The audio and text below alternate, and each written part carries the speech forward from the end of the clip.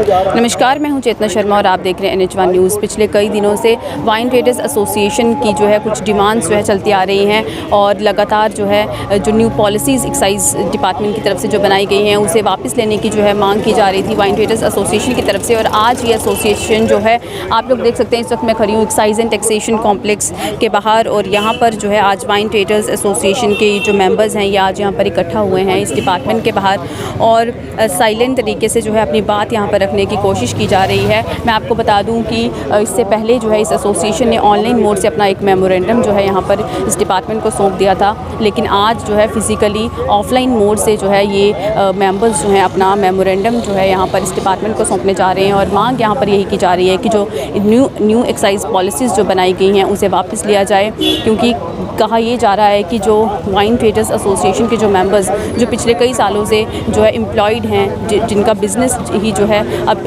ये इस डिपार्टमेंट में या इस एरिया में बन चुका है, उनके साथ जो है ये खिलवाड़ किया जा रहा है न्यू पॉलिसी के तहत। और मांग ये की जा रही है कि जिन्हें ऑलरेडी लाइसेंस जो है मिले हैं वो बरकरार रहें और इनमें जो है कोई और चेंजेस ना की जाएं। तो आज इसी मांग को जो है रखने के लिए आज अपना मेमोरेंडम जो है ये जम्मू वाइन एसोसिएशन के जो लोग हैं ये अपना मेमोरेंडम सौंपने जो है टैक्सेशन डिपार्टमेंट में जा रहे हैं।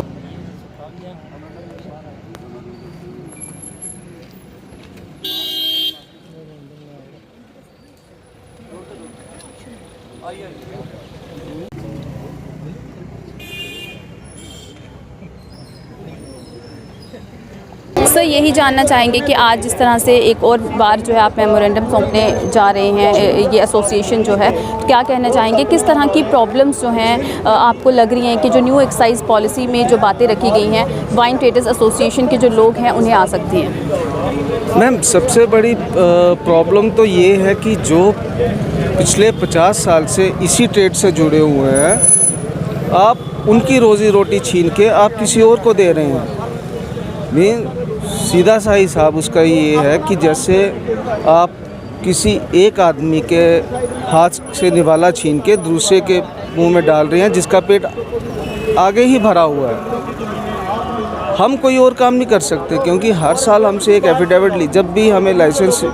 जब हमारा लाइसेंस रिन्यू होता है तो हमसे एक एफिडेविट लिया जाता है कि हम कोई गवर्नमेंट जॉब नहीं कर सकते, कोई और जॉब नहीं कर सकते, फैमिली में कोई गवर्नमेंट जॉब करने वाला नहीं होना चाहिए। तो इस एज में हमें 40 50 साल हो गए हैं काम करते हो, हमसे ये काम छीन लिया जाएगा, हम लोग कहाँ जाएंगे? हम तो कहीं भी नहीं जा सकते, हम ना यहाँ के रहे ना वहाँ के रहे, क्योंकि मैक्सिमम जितनी भी शॉप्स हैं, जितने भी लाइसेंसेस हैं, हर एक की सेल किसी की 50,000 है, किसी की 60,000 है, 70% ऐसे ही हैं। कुछ हैं बीच में 25-30% कुछ ऐसे हैं जिनकी अबव 1 लाख सेल है। हम नहीं कहते कि आप ये वाली पॉलिसी आप नहीं लाएं, आप पॉलिसी ला रहे हैं, ठीक है, लेकिन कम से कम जिनकी पहले का काम चल रहा है उनसे तो रोज़ी रोटी ना छीनी जाए। हम कहते हैं कि अगर आपने देने हैं और आपने लाइसेंस देने हैं और आप दीजिए, शौक से दीजिए। क्या लगता है, क्या कारण हो सकता है कि जो ये न्यू पॉलिसी बनाई गई इसमें इस तरह की बातें रखी गई कि जो पुराने ट्रेडर्स हैं या जिनके पास पुराने लाइसेंस हैं वो रद्द कर दिए जाएंगे और नए लोगों को जो है ये लाइसेंस मिलेंगे? क्या कारण लगता है कि क्यों इस तरह के फैसले लिए गए हों? ये तो गवर्नमेंट, ये हायर अथॉरिटीज़ पर डिपेंड करता है कि क्या कारण है। ये तो वही बता सकते हैं, ये कमिश्नर साहब बता सकते हैं, ये LG साहब बता सकते हैं, उनके जो सो कॉल्ड एडवाइज़र्स हैं वो बता सकते हैं। हमारे जो यहाँ पे जो पॉलिसी है, यही पॉलिसी पंजाब ने 3 साल से अडॉप्ट की हुई है, यूपी ने इस साल से ये पॉलिसी अडॉप्ट की है कि लाइसेंसेस रिन्यू किए जाए, क्योंकि वो उनका मानना है कि हम किसी से उसकी रोज़ी रोटी नहीं छीनेंगे, हम अनएम्प्लॉयमेंट और जनरेट नहीं करेंगे। हमने एम्प्लॉयमेंट जनरेट करनी है, हमने अनएम्प्लॉयड नहीं करना लोगों को। इसलिए यूपी ने फर्स्ट टाइम, ये पहला साल है, ये वाला फाइनेंशियल ईयर जो है ये पहला फाइनेंशियल ईयर है जिसमें यूपी हमारी J&K की पॉलिसी अडॉप्ट कर रही है। इवन कि ले भी पहले हमारा J&K का हिस्सा था, अब ले अलग यूटी बना है, लेकिन ले ने भी यही पॉलिसी अडॉप्ट की है, उन्होंने भी लाइसेंसेस रिन्यू किए हैं। लेकिन ये नहीं पता कि अब J&K गवर्नमेंट में ऐसा क्या हुआ। आप यहाँ पे कर रहे हैं, आप कह रहे हैं कि हम उनको देंगे जिनके डोमिसाइल सर्टिफिकेट होंगे, तो इसमें कोई शक तो है नहीं कि डोमिसाइल सर्टिफिकेट जिसको, अगर मेरे पास डोमिसाइल सर्टिफिकेट है तो नहीं हो सकता कि हाँ जी कोई बाहर से आके वो मेरे थ्रू वो ऑक्शन में पार्टिसिपेट करेगा, वो अटेंड करेगा, वो टेंडर्स लेगा। ये तो पॉसिबल है। तो आप एक तरफ से कह रहे हैं कि हम माफिया को हटाना चाहते हैं, उल्टा तो आप माफिया को बुला रहे हैं यहाँ पे, उन्हें इनवाइट कर रहे हैं कि आओ। इतनी देर से 50 साल से हमारे यहाँ पे भी, अभी तक भी आप भी मीडिया से जुड़े हैं, 50 साल से आज तक नहीं हुआ कि आपने कोई सुना होगा कि यहाँ पे जहरीली शराब पीने से कोई मरा है, नकली शराब पकड़ी गई है। यहाँ पे तो नहीं हुआ। यूपी बिहार में होता है, तो सेम चीज़ यहाँ पे भी होगी। फिर वो बेसिकली अपना प्रॉफिट कमाएंगे और यहाँ पे जहरीली शराब बेचेंगे। उससे नुकसान किसका होगा? उससे नुकसान तो आम जनता का होगा। Thank you. तो बड़ा सवाल यहाँ पर यही इस वक्त उठाया जा रहा है कि जम्मू कश्मीर में जो पुरानी पॉलिसी या जो अभी चलती आ रही थी, अगर यही पॉलिसीज़ बाकी स्टेट्स या बाकी यूनियन टेरिटरीज़ अगर अपना रही हैं, तो जम्मू कश्मीर में ऐसा क्या हो गया कि यहाँ पर इस पॉलिसी को जो है वो चेंज करने की नौबत आ गई? क्यों यहाँ के जो ऑलरेडी एम्प्लॉयड जो लोग हैं उन्हें अनएम्प्लॉयड जो है बनाने की कोशिश की जा रही है? बड़ा सवाल इस वक्त यही यहाँ पर जो है ये वाइन शॉप एसोसिएशन के जो लोग हैं ये उठा रहे हैं। जो पॉलिसी इन्होंने ड्राफ्ट की है एक्साइज डिपार्टमेंट ने, वो हमें मंजूर नहीं है। उसकी जो ऑनलाइन हमने कॉपी इनको देनी थी वो दे दी है और अभी हम हार्ड कॉपी देने जा रहे हैं। हमारा एक्साइज डिपार्टमेंट से, कमिश्नर साहब से एक ही मसला है कि जिस तरह से इतने सालों से ये लाइसेंस रिन्यू आते रहे हैं, तो आज अचानक वो रूल, वो एक्ट क्या ख़त्म हो गए हैं जिससे हमारे लाइसेंस जो रिन्यू नहीं हो सकते। मेहरबानी करके कोर्ट की आड़ ले करके हमें यह सज़ा नहीं दी जाए कि हमारी लिवलीहुड हमारे से छीनी ना जाए और हमारी रोजी रोटी छीन के दूसरों को ना दी जाए। अगर आपने कहीं और लाइसेंस देने हैं जो आप अनसर्व्ड एरिया महसूस करते हैं, आप दीजिए, बट इस तरीके से दीजिए कि आम जम्मू की जनता का, आम आदमी जो है उसमें पार्टिसिपेट कर सके और अपनी रोजी रोटी कमा सके। 1986 में भी एक बार ऐसा हुआ था, ये इसी तरह की ऑक्शन हुई थी, कोटे फिक्स हुए थे, सब कुछ हुआ था। तो जब हम लोगों को ये नहीं दे करके ऑक्शन कर दी गई थी, तो 1986 में 1.5 महीने के बाद सारे के सारे लोग ये भागे थे और आखिर में एक्साइज डिपार्टमेंट को, हमारी स्टेट गवर्नमेंट को बहुत बड़ा नुकसान उठाना पड़ा था। 2003 में भी ऐसा ही एक ड्रामा इन्होंने किया था। इन्होंने 62 करोड़ का एक ऑब्जेक्ट रखा था एक्साइज डिपार्टमेंट ने कि हमें इतना रेवेन्यू आप लोगों से चाहिए, और इन्होंने 58 करोड़ का यस किया और उसके बाद ये मैदान छोड़ के भाग गए। हम लोगों ने रिक्वेस्ट की विदाउट प्रॉफिट हम इस काम को करेंगे और गवर्नमेंट का रेवेन्यू जो हम इकट्ठा करेंगे। हम as a revenue collecting agency हमने ये 125 करोड़ का रेवेन्यू, जो वो 58 करोड़ दे रहे थे, हमने 125 करोड़ का रेवेन्यू दिया। आज भी हम कमिश्नर साहब से यही रिक्वेस्ट करने जा रहे हैं कि जब से ये एक्साइज एक्ट एंड रूल बना है और जब से ये दुकानें चल रही हैं, ये किसी एक्साइज एक्ट एंड रूल के तहत जो हैं ये रिन्यू हो रही हैं, तो उन्हीं एक्साइज एक्ट एंड रूल के तहत हमारी दुकानों को रिन्यू किया जाए और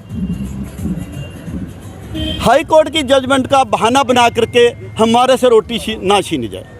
जम्मू वाइन ट्रेडर्स एसोसिएशन के फॉर्मर प्रेसिडेंट भी इस वक्त हमारे साथ हैं, इनसे भी बात करते हैं। सर, आज जो है आप मेमोरेंडम सौंपने जो है एक्साइज डिपार्टमेंट में जा रहे हैं। इससे पहले भी आपने ऑनलाइन मोड से इनको जो है ये अपना मेमोरेंडम सबमिट कर दिया, आज आप फिजिकली यहाँ पर जा रहे हैं। क्या कुछ बातें जो है रखने वाले हैं आज आप लोग? देखिए, हमने तो सीधी बात गवर्नमेंट को कह दी है कि ये जो पॉलिसी आपने बनाई है ये हमें एक्सेप्टेबल नहीं है, क्योंकि इसमें हमें लगता है कि हम लोग, जम्मू के लोग जो हैं वो कहीं स्टैंड नहीं कर पाएंगे, हम बिड में स्टैंड नहीं कर पाएंगे। इस सिस्टम में जो बाहर के लोग हैं, जो स्टेट के बाहर के, पंजाब, हरियाणा, दिल्ली, यूपी के लोग हैं, वो आ जाएंगे। ख़ास तौर पर वो लोग जो बिग हाउसेस हैं इस वाइन ट्रेड के अंदर, क्योंकि इन्होंने सिस्टम ही ऐसा रखा है। और सबसे बड़ी हैरानगी की बात यह है, मैं आपके नॉलेज में दे दूं कि पहले पंजाब, हरियाणा, यूपी सब में बिड सिस्टम होता था, ऑक्शन सिस्टम होता था। 2003 में सेंट्रल गवर्नमेंट ने सभी चीफ सेक्रेटरीज और सभी स्टेट के एक्साइज कमिश्नर को बुलाया, उनकी एक मीटिंग हुई और उसमें एक कंसेंसस बना कि पूरे हिंदुस्तान के अंदर जो ये ऑक्शन सिस्टम है इसको अबॉलिश किया जाए, क्योंकि इसमें एक माफिया जैसा क्रिएशन हो जाती है, छोटा बिजनेसमैन उसमें नहीं पार्टिसिपेट कर सकता।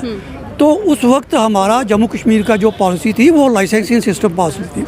उस पॉलिसी को उन्होंने स्टडी किया और एक्सेप्ट किया। वही पॉलिसी सिस्टम आज पंजाब में चल रहा है, हमारा जो सिस्टम है। हिमाचल ने वही सिस्टम अडॉप्ट किया, हरियाणा, महाराष्ट्र, तमिलनाडु सब ने वही सिस्टम अडॉप्ट किया। अब यूपी ने अपने सारे लाइसेंसेज जो उनका लाइसेंस 2 साल के लिए रिन्यू कर दिए हैं। मुझे समझ नहीं आ रही ऐसी क्या बात हो गई कि आज जो सबसे बेटर सिस्टम माना जाता है हमारे जम्मू कश्मीर का, उसको उस सिस्टम में लाया जा रहा है जो बाकी स्टेटों ने उसको खारिज कर दिया हुआ है, छोड़ दिया हुआ है, अबॉलिश कर दिया हुआ है। हमें लगता है इसके पीछे कोई ना कोई ताकत ऐसी है जो जम्मू के लोगों के ख़िलाफ़ जो काम कर रही है। यहाँ के लोगों को जो एम्प्लॉयड लोग हैं उनको अनएम्प्लॉयड करने जा रही है। क्योंकि देखिए, एक आदमी की मुंह से रोटी छीन के एक दूसरे के आदमी मुंह में रोटी डालना, ये कोई पॉजिटिव एक्शन नहीं है, ये कोई पॉलिसी एम्प्लॉयमेंट जनरेट करने का कोई ज़रिया नहीं है। तो इसलिए हम गवर्नमेंट को यही कह रहे हैं कि इस पॉलिसी जो है इसको रोल बैक कीजिए और जो लाइसेंस है जो इतने सालों से चल रहे हैं, जिनकी रोज़ी रोटी है ये, उनको रिन्यू किया जाए। हाँ, अगर वो कहीं नए लाइसेंस देना चाहते हैं जो अनसर्व्ड एरिया जहाँ लाइसेंस नहीं है तो लाइसेंस दे सकते हैं। जैसे टूरिस्ट स्पॉट हैं जो ऐसे कोई है तो दे, हमें उससे कोई इतराज़ नहीं है, इससे एम्प्लॉयमेंट जनरेट होगी। तो यही हमारी डिमांड इनसे आज है।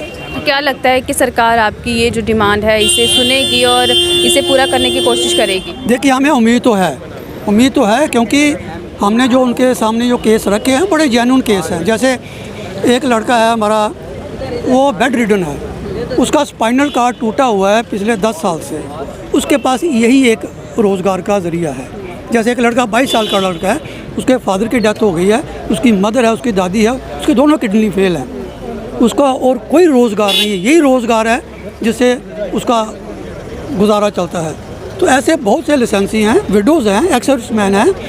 और जो मैं आपको बताऊं, 2004 में जो लाइसेंस दिए गए थे अनएम्प्लॉयड यूथ को लाइसेंस दिए गए थे, आज वो सारे ओवरेज हो गए हैं। अगर उनको आज डिस्प्लेस करते हैं आप, वो तो कहीं के नहीं रहे। तो इसलिए हमारी गवर्नमेंट से गुजारिश है और हमें लग रहा है कि गवर्नमेंट सोचेगी इसके बारे में और कोई पॉजिटिव नोट में इस इशू को ख़त्म करेगी। थैंक यू जी। तो वाइन ट्रेडर्स एसोसिएशन के ये जो लोग हैं, आज जिस तरह से मैं आपको बता दूं कि जो है एक्साइज एंड टैक्सेशन डिपार्टमेंट के बाहर जो है ये लोग जो है आज इकट्ठे हुए हैं। और जिस तरह से मैंने पहले भी बताया कि ऑनलाइन मोड से जो है सबसे पहले मेमोरेंडम जो है यहाँ पे जो है इन्होंने सौंप दिया था, लेकिन आज ऑफलाइन मोड पे जो है फिज़िकली यहाँ पर ऑफिस में प्रेजेंट होकर ये लोग जो है अपनी कुछ डिमांड्स अपने मेमोरेंडम के ज़रिए जो है इस डिपार्टमेंट के पास जो है वो रखने वाले हैं। अब देखना ये होगा कि किस तरह से सरकार और ये डिपार्टमेंट जो है इन वाइन ट्रेडर्स एसोसिएशन के जो मेंबर्स हैं इनकी बात जो है किस तरह से सुनती है। इसी तरह के अपडेट्स लेकर हम फिर लौटेंगे। तब तक के लिए मुझे मेरी कैमरा पर्सन नेहरानी को दीजिए इजाज़त। देखते रहिए NH1 न्यूज़।